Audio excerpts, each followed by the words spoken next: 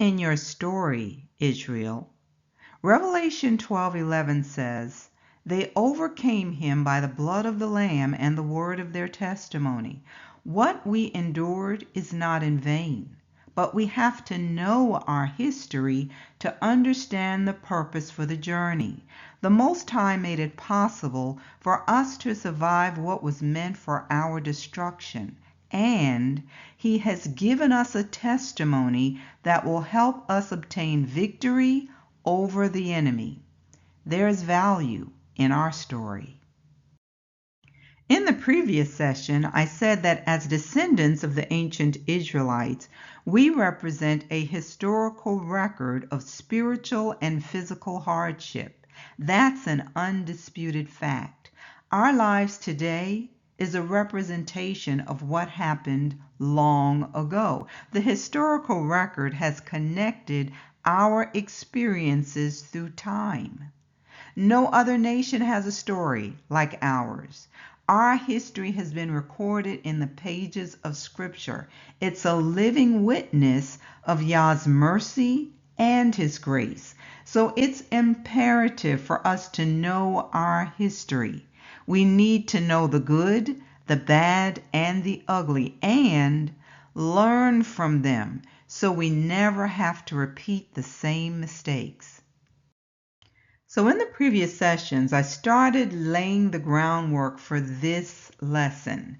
We're going to continue with the story of how David defeated Goliath, and I want you to see why this is such an important reminder of how we are to obtain victory over those who are trying to destroy us. As we read this story, we're going to see what David did and how he used his testimony to not only get the victory, but to also bring glory to the kingdom of heaven. So let's reread this from 1 Samuel 17, 8 through 11. It says, "Then he stood and cried out to the armies of Israel," speaking of Goliath, "and said to them, 'Why have you come out to line up for battle? Am I not a Philistine, and you the servants of Saul? Choose a man for yourselves, and let him come down to me. If he is able to fight with me and kill me, then we will be your servants. But if I prevail against him and kill him, then you shall be our servants and serve us.' And the Philistines said, 'I defy the armies of Israel this day. Give me a man that we may fight together.' When Saul and all Israel heard these words of the Philistine, they were dismayed and greatly afraid. So this giant named Goliath prided himself on being a Philistine when he gave this challenge, and no one from the army of Saul stepped up to the plate. So there's a lot at stake here, and we need to make sure we understand that. This was a physical and a spiritual battle. Goliath and the Philistines represented the forces of darkness. Israel is representing the kingdom of light here on earth. Now the Philistines, if you remember, were a warlike, idolatrous people, and they were one of the greatest foes of our ancestors. So when Goliath said, 'I defy the armies of Israel,' he is in fact coming against the Most High and His people. In Exodus 12:51, it says, "On that very same day that the Most High brought the children of Israel out of the land of Egypt, He brought them out according to their armies." This is a very important point that we can't lose sight of. They came out of Egypt as a nation and an army. Let's read this from Joshua 5:13 through 15. "And it came to pass when Joshua was by Jericho that he lifted his eyes and looked, and behold, a man stood opposite him with his sword drawn in his hand. And Joshua went to him and said to him, 'Are you for us or for our adversary?' So he said, 'No, but as commander of the army of the Most High, I have come. And Joshua fell on his face to the earth and worshipped, and said to him, What does my Lord say to his servant? Then the commander of the Most High's army said to Joshua, Take your sandal off your foot, for the place where you stand is holy. And Joshua did so. Didn't something similar happen to Moses? So who is this man? He says, I have come as the commander of the army of the Most High. And then Joshua falls on his face to the earth and he worships. Would an angel receive worship? No. Yet we have someone appearing to Joshua as a man of war. Who is this? So we have to understand, Israel is fighting in the natural. They're about to go up against Jericho. But something else was happening in the spirit realm. Let's keep going. Let's look at this from Revelation 19:11 through 16. And I saw heaven open. This is what John is telling us. And behold, a white horse, and he that sat upon him was called Faithful and True. And in righteousness he doth judge and make war. His eyes were as a flame of fire, and on his head were many crowns. And he had a name written that no man knew, but he himself. And he was clothed with a vesture dipped in blood, and his name is called the Word of Yah. And the armies which were in heaven followed him upon white horses, clothed in fine linen, white and clean. And out of his mouth goeth a sharp sword, that with it he should smite the nations, and he shall rule them with a rod of iron. And he treadeth the winepress of the fierceness and wrath of Almighty Yah. And he hath on his vesture and on his thigh a name written, King of Kings and Lord of Lords. So again, we need to understand that as the people of the Most High, the things that impact us, our nation, have spiritual significance. We cannot take them lightly because we are children of the kingdom of light. Let's keep going. Now let's go back to the story in 1 Samuel 17. I'm going to skip ahead just a bit. David has now accepted the challenge to fight with Goliath. And we're going to see what happens here in verses 41 through 44. So the Philistine came and began drawing near to David, and the man who bore the shield went before him. And when the Philistine, we're still talking about Goliath, looked about and saw David, he disdained him, for he was only a youth, ruddy and good looking. So a few things to keep in mind as we look through this is that this giant had disdain for David. To disdain is to scorn and to have contempt for. And we already talked about how small David would have been compared to Goliath. He was only a kid. And the fact that this young boy is now standing up to come and fight with him is like an insult to him as a Philistine warrior. But let this sink in. This giant thought he was something great and someone to be feared. A scrawny boy was the vessel the Most High used to take him down. This is David's testimony. Let's continue with verse 43. So the Philistine said to David, Am I a dog that you come to me with sticks? And the Philistine cursed David by his gods. Now we're getting to the crux of the matter. Don't miss that. The Philistine cursed David by his gods. One of the main gods of the Philistines was Dagon.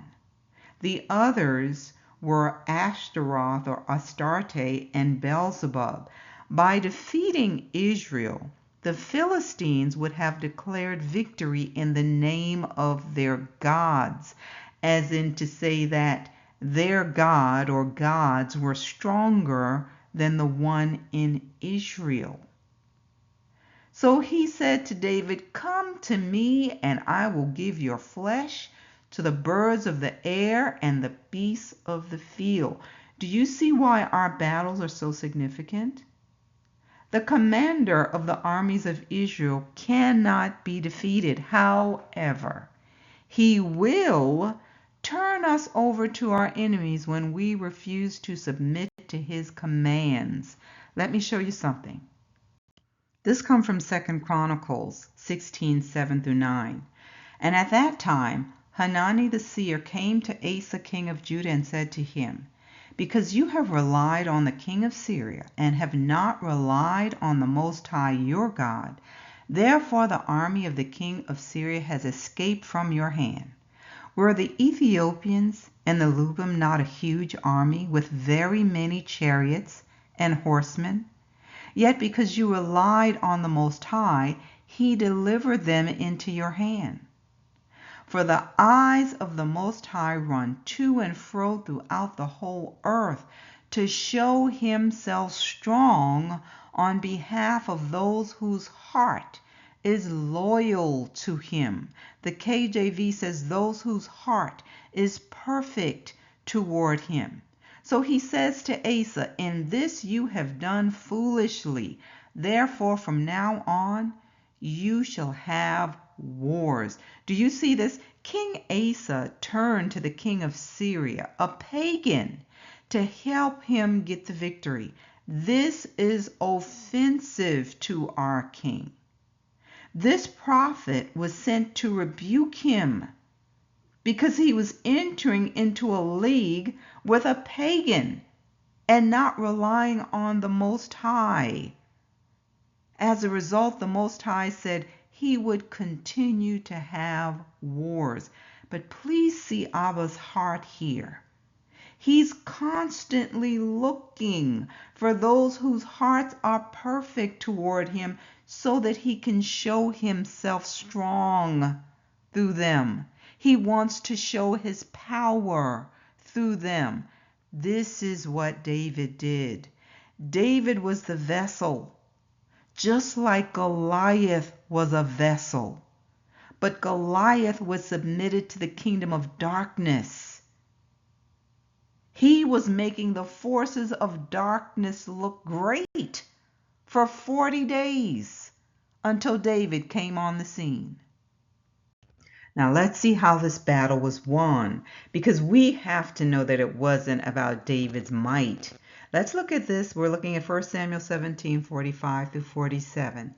Then David said to the Philistine, "You come to me with a sword, with a spear, and with a javelin, but I come to you in the name of the Most High of hosts, the Most High of the armies of Israel, whom you have defied. This day the Most High will deliver you into my hand, and I will strike you and take your head from you. And this day I will give the carcasses of the camp of the Philistines to the birds of the air and to the wild beasts of the earth, that all the earth may know that there is a God in Israel. Then all this assembly shall know that the Most High does not save with sword and spear. For the battle is the Most High's, and he will give you into our hand." Listen, do you hear what David is saying? You're coming to me with weapons, with natural things. But David is telling you, I'm coming in the name of the Most High. He was not confused about his source. And if we don't get anything else, we need to get this. The Most High is not going to share his glory with another. We have to give him all the glory. We are his representatives. David makes it clear that Goliath was defying the Most High. Then he started talking back to this vessel being used by the kingdom of darkness. What did Goliath say? He said, "Come to me and I will give your flesh to the birds of the air and the beasts of the field." But David released the power that was in his mouth to cancel everything Goliath said. He said, "I will take your head from you." Did he do that? Yes. He said, "I will give the carcasses of the camp of the Philistines to the birds of the beasts, to the birds of the air, and to the beasts." Did he do that? Yes. But listen, this part is important. He did it so that all the earth would know that there is a God in Israel, that we serve the one true God, the Most High. We have to make our enemies know that we have a defender. For far too long, we've been in subjection to the forces of darkness, just like Asa. And the end result proved to be disastrous for us. Now let's look at what is behind David's confidence. We're looking at 1 Samuel 17:32 through 37. Then David said to Saul, "Let no man's heart fail because of him," because of Goliath. "Your servant will go and fight with this Philistine." And Saul said to David, "Listen, you are not able to go against this Philistine to fight with him, for you are a youth, and he a man of war from his youth." But David said to Saul, "Your servant used to keep his father's sheep, and when a lion or a bear came and took a lamb out of the flock, I went out after it and struck it and delivered the lamb from its mouth." He took the lamb out of its mouth. "And when it arose against me, I caught it by its beard and struck and killed it. Your servant has killed both lion and bear, and this uncircumcised Philistine will be like one of them, seeing he has defied the armies of the living Most High." Moreover, David said, "The Most High will deliver me from the paw, or the Most High who delivered me from the paw of the lion and from the paw of the bear, he will deliver me from the hand of this Philistine." And Saul said to David, "Go, and the Most High be with you." So when he volunteered to fight against Goliath, Saul tried to talk him out of it. I imagine that he felt he was doing what he thought was right. He saw that David was a youth, so he tried to talk him out of it. But the words, listen to what he said: "You're not able to go against this Philistine, but you're only a youth." Now, David's story is a great example for us because he heard the words, but then he stopped. It's like, no, I have to reflect on what the Most High has done for me before. I can't let this fear get down into my heart. So he began to rehearse the things, the victories that the Most High had given him. He had a testimony. What's your testimony? What is your story? In the first session, we went over what a testimony is. You need to know what your testimony is, Israel. This is how we overcome the enemy. It is through the awakening that we now know that these stories, this story about David and Goliath, this comes from our history. David was our ancestor from the tribe of Judah. We have to know our story. Now let's look at 1 Samuel 17:38, 39 through 37. So Saul clothed David with his armor, and he put a bronze helmet on his head. He also clothed him with a coat of mail. David fastened his sword to his armor and tried to walk, for he had not tested them. And David said to Saul, I cannot walk with these, for I have not tested them. So David took them off. So after Saul realized that David was determined to do this, he tried to give him some armor, some protection. Now, can you imagine what this looked like on David? Picture a little boy walking around in his father's clothes. Not only that, David had never worn armor before. He wasn't in the army. He tended his father's sheep. But he knew what worked for him before. He knew that the Most High had delivered him before. He remembered that he had a testimony. He had spiritual armor that worked much better than Saul's armor. Can you picture this youth going to fight against the man Saul was hiding from? This scripture comes to mind. Let the weak say, I'm strong. These words may have also been swirling around in his head. I am victorious. I killed a lion and a bear before. The Most High delivered me before, and he will deliver me again. Is there anything too hard for him? This is a lesson for us, family. We have to rehearse the things that our Father did for us in the past. And this is why knowing our history is so important. He fed our ancestors with manna from heaven and gave them water from a rock when they didn't have water to drink. He shielded them from intense heat in the wilderness. Is there anything too hard for him? No.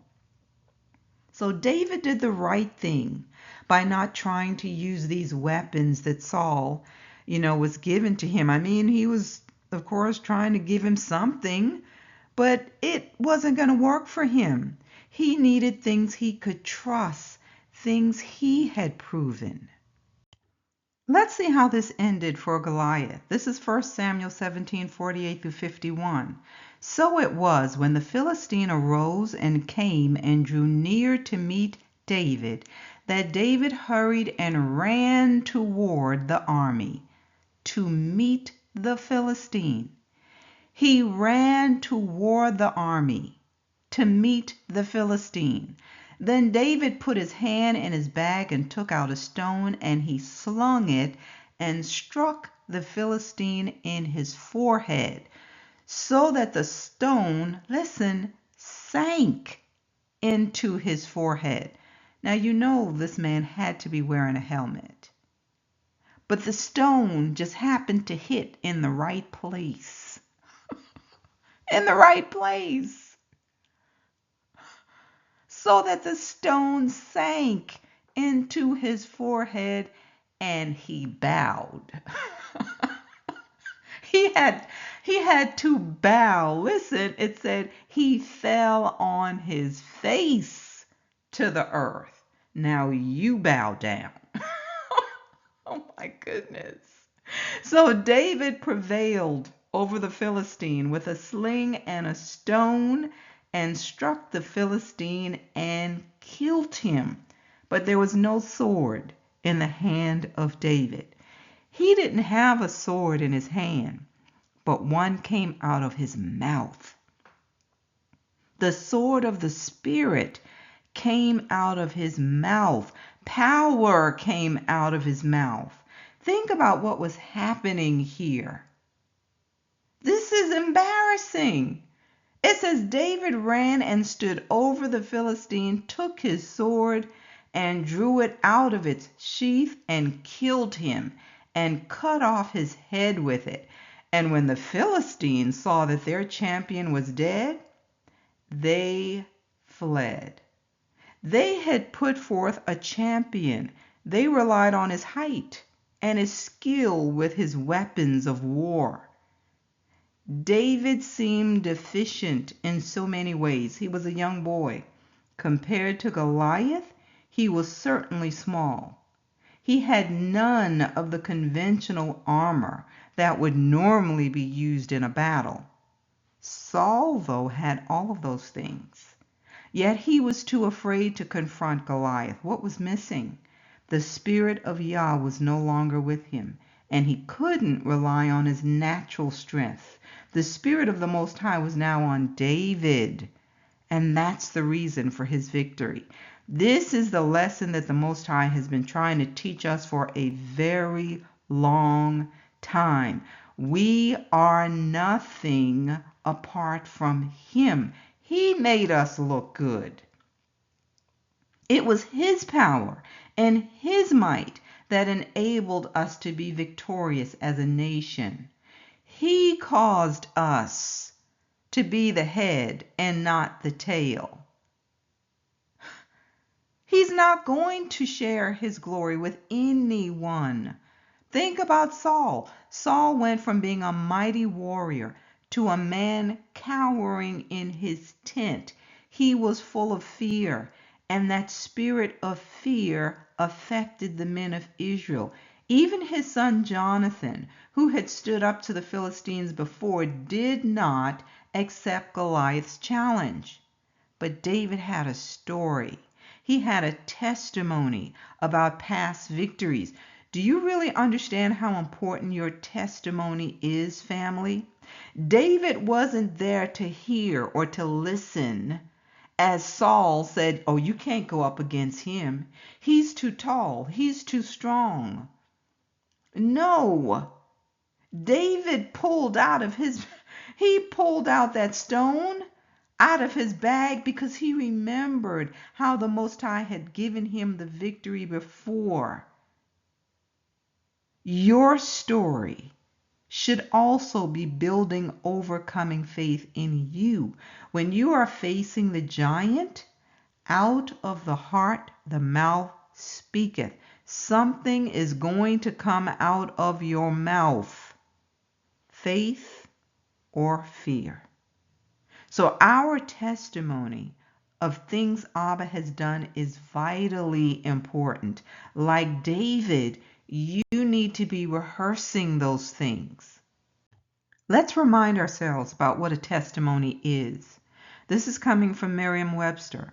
A testimony is a solemn declaration, usually made orally. Something has to come out of your mouth. You can't just think it, you have to speak it. You have to say it. It's made orally by a witness under oath in response to the interrogation by a lawyer or authorized public official. A testimony is a first-hand authentication of a fact. It is evidence. David presented his evidence. A testimony is an outward sign. It's an open acknowledgement, a public profession of religious experience. You need a testimony. This is the purpose for this series. We overcome by the blood of the Lamb and the word of our testimony. Revelation 12:11 tells us this. Do you see why our history is so important and why the oppressor tried to erase it? Because not only can you pull from your personal testimonies, you can stand on the shoulders of our ancestors like David and rehearse the victories the Most High gave us before. If you're going to overcome, you need to know that our deliverer has the power to save. Your testimony gives you the confidence for the next battle. What did he do before? What's your story, Israel? Like David, we have to rehearse it. We have to know it. Now that we're waking up to the truth and understanding who we are as a people and learning our true history, we need to understand our story and the significance of it. Listen to this from Ezekiel 39:21 through 29. I will set my glory among the nations. All the nations shall see my judgment, which I have executed, and my hand which I have laid on them. So the house of Israel shall know, this is what the Most High wants us to know, that He is the Most High. He is our true God. We are to know this. The Gentiles are also going to know that Israel, that we went into captivity because of our iniquity, because of our sin, because we were unfaithful to Him. So He said He hid His face from us. He said, I gave them into the hand of their enemies, and they all fell by the sword. According to their uncleanness and according to the transgressions, I have dealt with them and hidden my face from them. Therefore, thus says the Most High, now. So now we're talking about our last days. What's happening to us now? You need to hear these words now as a word in season. Words for the last days. Now, I will bring back the captives of Jacob and have mercy on the whole house of Israel. And I will be jealous for my holy name after they have borne their shame. Have we not been brought down low? After they have borne their shame and all their unfaithfulness in which they were unfaithful to me, when they dwelt in safety in their own land, and no one made them afraid, when I have brought them back from the peoples and gathered them out of their enemies' lands, and I am hallowed in them in the sight of many nations, then they shall know that I am the Most High, their God, who sent them into captivity among the nations, but also brought them back to their land, and left none of them captive any longer. And I will not hide my face from them any more, for I shall have poured out my spirit on the house of Israel, says the Most High. This is why we're here, Israel. This is why we were brought down low. Do you think it honors the Most High when we have to sit in our tents like the army of Israel did, as Goliath humiliated them? Absolutely not. But in spite of it all served a purpose. He's working all things together for our good. Let me show you the purpose for our journey. And I'm going to read these passages from Isaiah 43. I'll read them from the KJV. It says, But now thus saith the Most High, that created thee, O Jacob, and he that formed thee, O Israel, fear not, for I have redeemed thee. To redeem is to buy back. If you buy something back, then it was yours before. It says, I have called thee by thy name, thou art mine. We belong to him. He says, when thou passest through the waters, I will be with thee, and through the rivers, they shall not overflow thee. When thou walkest through the fire, thou shalt not be burned, neither shall the flame kindle upon thee. For I am the Most High, thy God, the Holy One of Israel, thy Savior. I gave Egypt for thy ransom, Ethiopia and Seba for thee. Since thou wast precious in my sight, thou hast been honorable, and I have loved thee. Therefore I will give men for thee and people for thy life. Fear not, for I am with thee. I will bring thy seed from the east, and gather thee from the west. I will say to the north, Give up, and to the south, Keep not back. Bring my sons from afar, and my daughters from the ends of the earth. There you go, daughters of Zion. Even everyone that is called by my name, for I have created him for my glory. I have formed him. Yea, I have made him. Now, when we hear these words, sometimes it's hard for a lot of us to believe that we are precious in Abba's sight because of everything that we've gone through. But he wouldn't say it if he didn't mean it. He's telling us that we are precious to him. So don't miss that these words are for us today. A lot of Bible scholars attribute this chapter to Judah's deliverance from Babylonian captivity the first time. But this prophetic word is the message the Most High wants you to hear today. This is a word in season. So we have to understand what he's saying to us. We have to know our story. Understanding who is really in control of the army of Israel and the nation has been our problem. We tried to do a lot of things in our own strength, thinking, okay, we really don't need the Most High for this. We can do this on our own.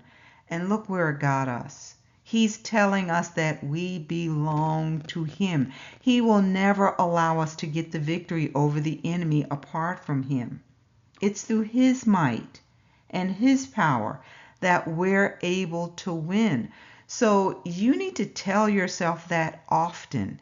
Tell that to your children. We belong to him. We are his people. We are the sheep of his pasture. If you read Deuteronomy 32, it will tell you that he divided the nations. The other nations were given to the other princes in high places. Israel is his portion. And he wants us to know that we are precious to him. Again, I know it may not seem like it right now because we've been on the bottom for hundreds of years. But our deliverance is going to be a powerful testimony when it's all said and done. If you get nothing else from this passage, you need to forever remember that point. We are his people, and these things that we've gone through will allow us to have a testimony. We are the people that he created to bring glory to himself. He just told you that. So when our enemies come against us or defeat us, it does not honor our Father. How dare an adversary stand up and say they got the victory over the Most High's people? And this is why all of the nations that held Israel in captivity paid a price for it when he delivered them. It's like saying, why didn't you know better? Well, you gonna learn today. Let's keep going. Continuing on with verses 8 through 13, he says, bring forth the blind people that have eyes and the deaf that have ears. Let all the nations be gathered together, and let the people be assembled. Who among them can declare this, and show us former things? Let them bring forth their witnesses, that they may be justified, or let them hear and say, it is truth. Ye are my witnesses, saith the Most High, and my servant whom I have chosen, that ye may know and believe me, and understand that I am he. Before me there was no God formed, neither shall there be after me. I, even I, am the Most High, and beside me there is no Savior. I have declared and saved, and I have showed, when there was no strange God among you. Therefore ye are my witnesses, saith the Most High, that I am God. I am Yah. He says, yea, before the day was I am he, and there is none that can deliver out of my hand. I will work, and who shall let it? who shall let it, he says. So he's basically saying, call the other nations and all of you come forth to show proof of who the true God is. He's saying, I gave prophetic words and told you what was going to happen to you before you went into idolatry. And now that we're looking at all these prophecies and seeing how things are being fulfilled, we know that his word is true. So we are his witnesses. He's telling these other nations to come forth and present their case. He said, bring forth your witnesses of how your pagan gods foretold things that were to come. He's saying it's not going to happen because there is no other beside me. And we, as the children of Israel, can attest to the fact that what he has said concerning us happened. We serve as witnesses that he is also our Savior, and there is none like him. Now let's continue with verses 14 through 21. Thus saith the Most High, your Redeemer, the Holy One of Israel. For your sake I have sent to Babylon and have brought down all their nobles and the Chaldeans, whose cry is in the ships.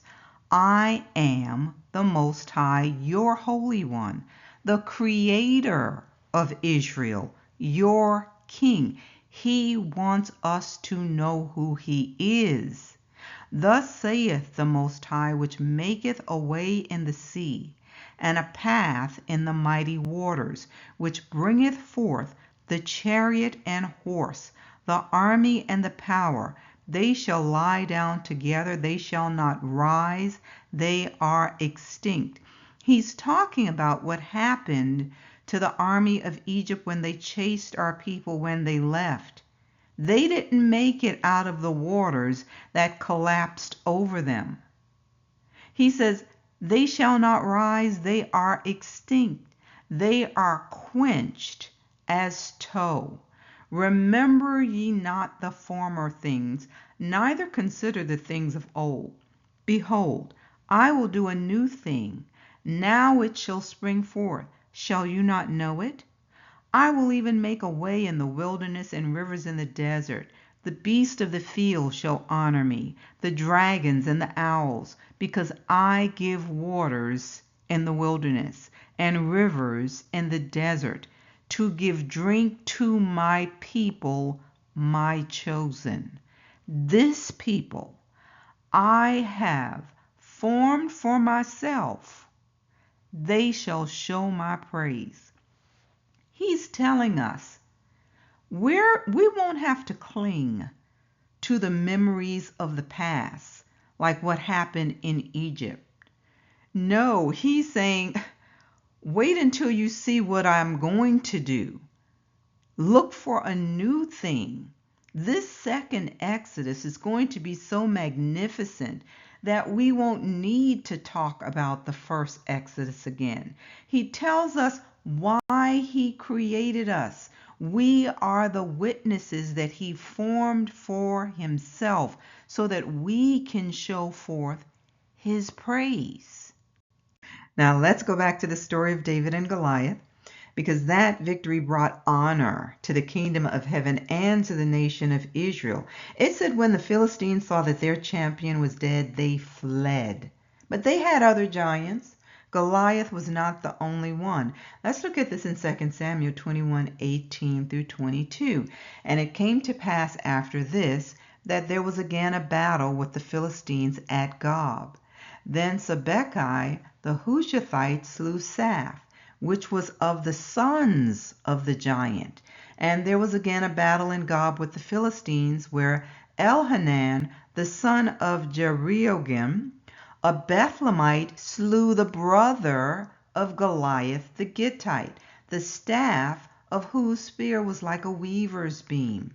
And there was yet a battle in Gath, where was a man of great stature that had on every hand 6 fingers, and on every foot 6 toes, 24 in number. and he also was born to the giant. And when he had defied Israel, Jonathan the son of Shemaiah, the brother of David, slew him. Let's look at this. David's victory inspired his nephew years later. He remembered the story. Hey, my uncle David killed Goliath. If he can do it, so can I. Why do you think they need to hide our history, family? They know that we have giant slayers among us. Verse 22, these four were born to the giant in Gath and fell by the hand of David and by the hand of his servants. These servants of darkness trusted in their weapons and their stature, but they were no match for the people who trusted in the deliverer, their deliverer. They all had to bow unwillingly, but they were brought down. So for 40 days, Goliath bragged and boasted against our people. Not only our people, against the Most High, because he said he defied the armies of Israel by his gods. Their wickedness invoked the powers of darkness, but not so in our case. Wickedness brought about chastisement and captivity for us. The commander of our army will only fight for us when we are walking uprightly.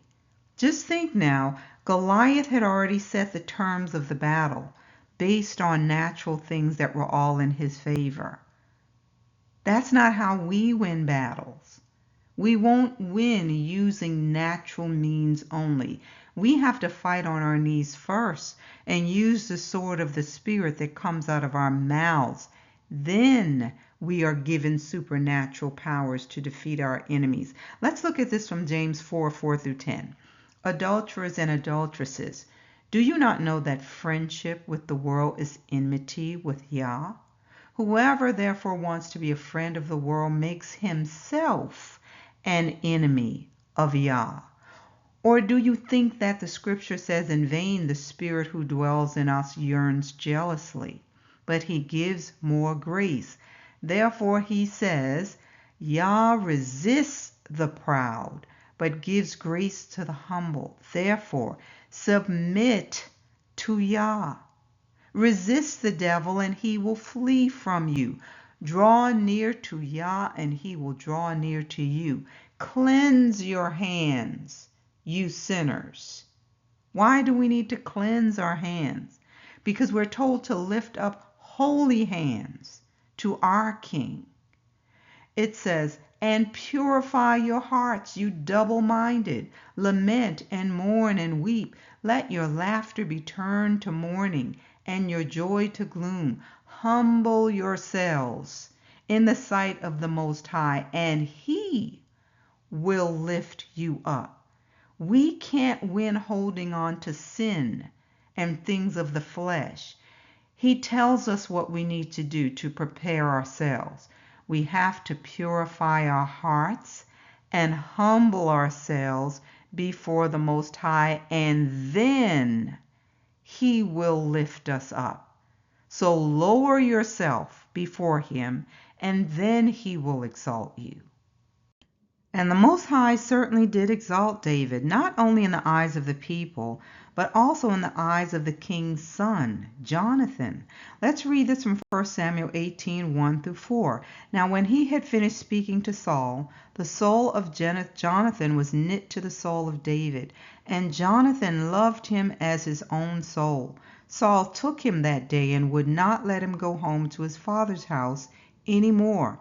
Then Jonathan and David made a covenant because he loved him as his own soul. And Jonathan took off the robe that was on him and gave it to David, with his armor, even to his sword and his bow and his belt. More than likely, David reminded Jonathan of himself when he had stepped out in faith and the Most High had given him the victory. Jonathan had been fearless. And now he sees that same spirit in David. They had a beautiful friendship. And it speaks to the character of Jonathan, that he held no bitterness or jealousy against David. He knew that the Most High was with David, just as he had been with him when he attacked the garrison of the Philistines. But look at the power of one. Jonathan had the faith to step out, and the Most High did a mighty work through him. And it left the Philistines scattered. Now we see the Most High doing something through David. One young boy had the faith to step out and trust the Most High. And he showed himself strong in him, the power of one. One person who will stand up and say, I dare to believe. I dare to stand on the Most High's word, or take him at his word. Listen to these words of David as an old man. This comes from Psalm 71:17 through 21. O Yah, you have taught me from my youth, and to this day I declare your wondrous works. Now also when I am old and gray-headed, O Yah, do not forsake me until I declare your strength to this generation, your power to everyone who is to come.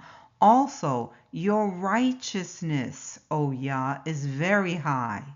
You have done great things, O Yah. Who is like you?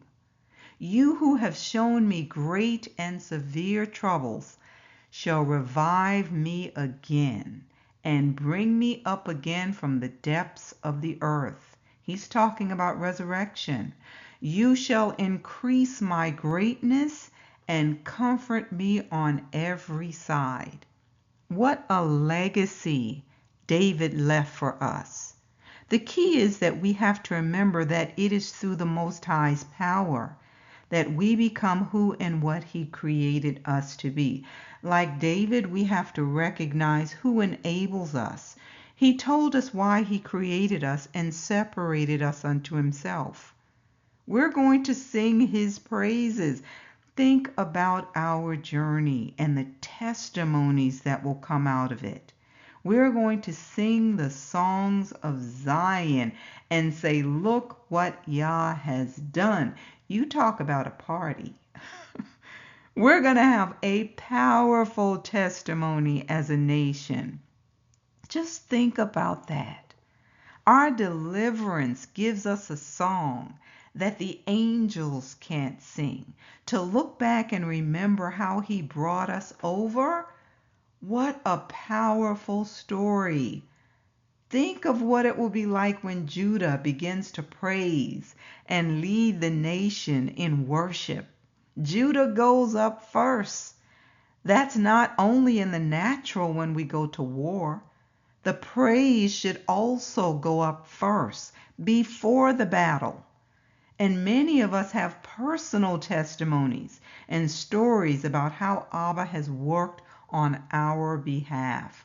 What is your story? We have to keep telling our story. Brag about the things that he has done and is doing in our lives. Tell it. Share it. Let's discuss it during the next live session, so be sure to join me for that. If this message has been a blessing to you, hit the like button and be sure to share it. And you're also welcome to subscribe if you have not already done so. Join me next time. Be blessed, family.